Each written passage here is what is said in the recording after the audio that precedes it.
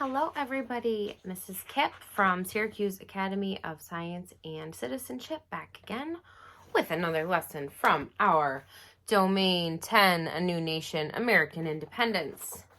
The title of our lesson today is Liberty and Justice for All? ?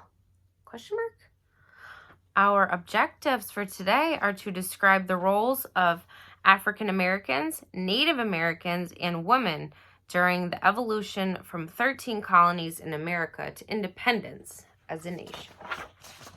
Sounds good. Here is a picture of the Declaration of Independence, which we have already seen. Life, liberty, and the pursuit of happiness. Where have you heard those words before? Listen again and see if you remember who wrote these words. We hold these truths to be self-evident, that all men are created equal, and that they are all endowed by their Creator with certain unalienable rights, that among these are life, liberty, and the pursuit of happiness. Who wrote these? Do you remember?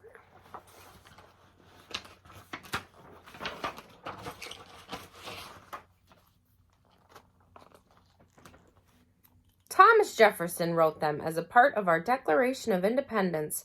Remember how the founders felt that they were being treated unfairly by the British? They did not feel that they were being treated equally or the same as the British on the other side of the ocean. The colonists wanted liberty or freedom from rules of the British. And so, when Jefferson sat down to write these famous words, he wanted to make sure that the new American nation would treat its people fairly.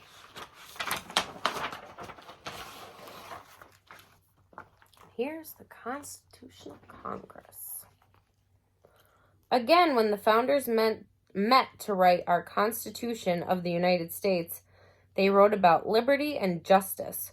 When we hold our hands over our hearts and pledge allegiance to our country today, our final words are, with liberty and justice for all.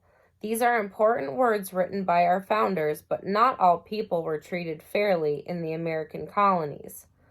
Let's look back at the 1700s, during and after the war, when the founders were busy writing these important words. Whom did they mean by we when they wrote in the Constitution, "We the people of the United States"? Some people say they must just have been thinking about themselves, a group of white men who made the laws of the land. Were they forgetting the other people on the continent, Native Americans who had lived there the longest, women, and African American slaves? These were very smart men writing words that they knew would be read and reread by others for many years to come. They were writing for the future. Nevertheless, it's true that not everyone in colonial times was treated equally, and even today, people are still seeking liberty and justice for all.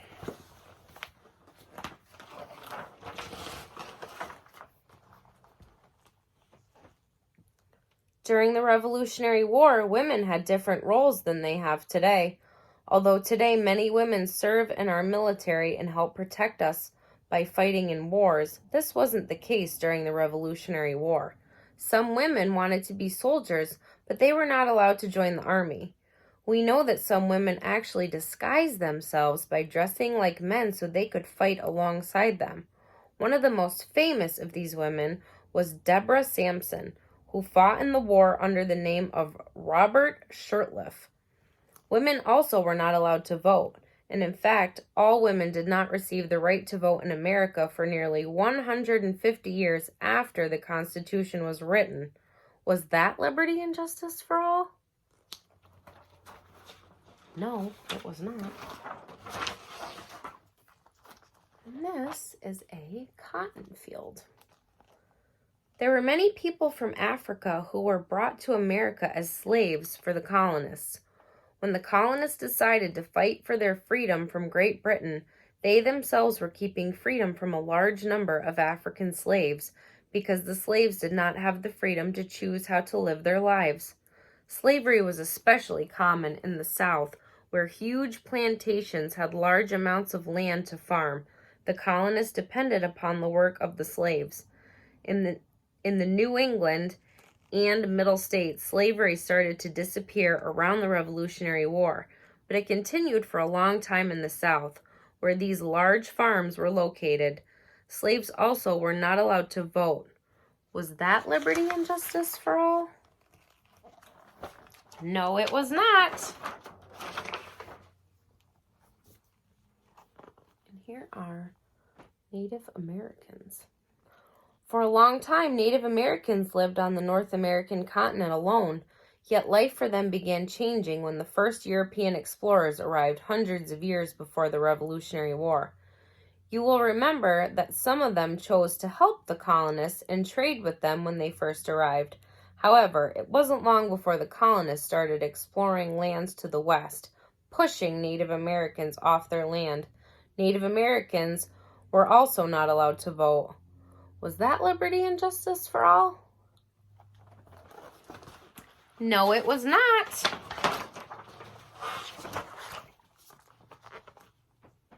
What do you think they're doing?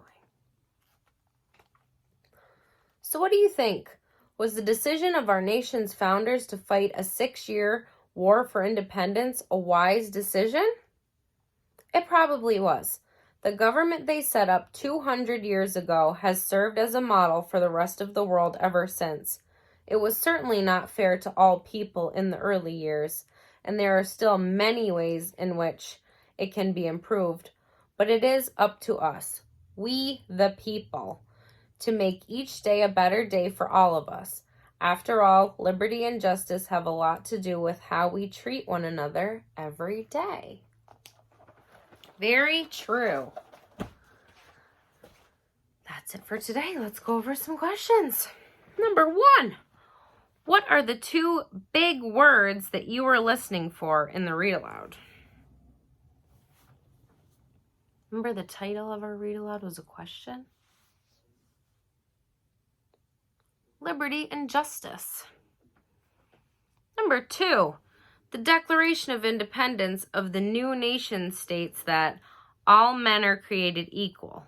What groups of people that you heard about were not given certain rights at the time that the Declaration was written?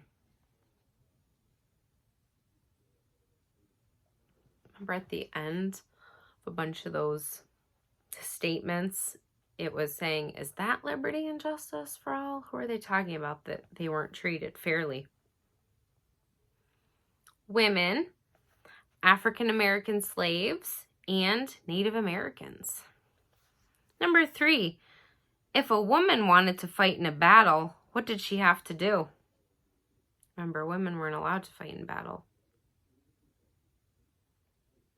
So women had to dress in disguise. They had to dress as a man, so people would think it was a man fighting in battle. In what ways were women not given liberty or justice?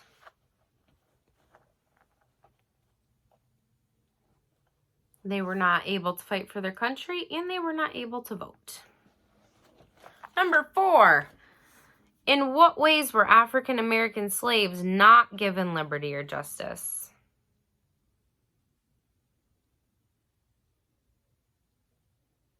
They were not given freedom at all, and they were not allowed to vote either. Number 5, in what ways were Native Americans not given liberty or justice?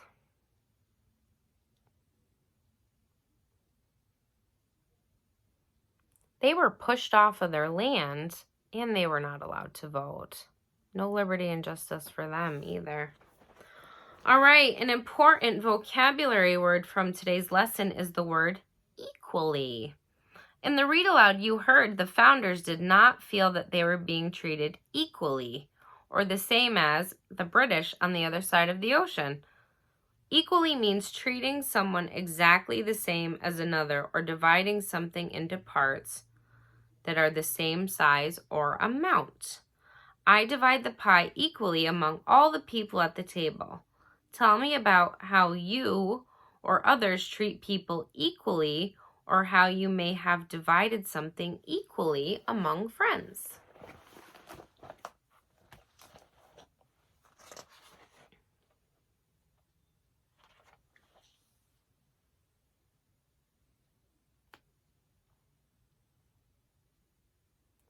when we're at school and we get into groups, we put an equal number of students in each group, so you're all treated equally. When we take turns with the classroom jobs, everybody gets a turn. It goes through the whole class and then goes through it again, so everybody gets the same or equal number of times that they get to do a job for the classroom. All right, guys, that's it for today. Next time, the title of our lesson is, what do a flag, a bell, and an eagle have in common? It's a little riddle. Think about that before next time. All right, I miss you guys, and I will see you next time. Bye.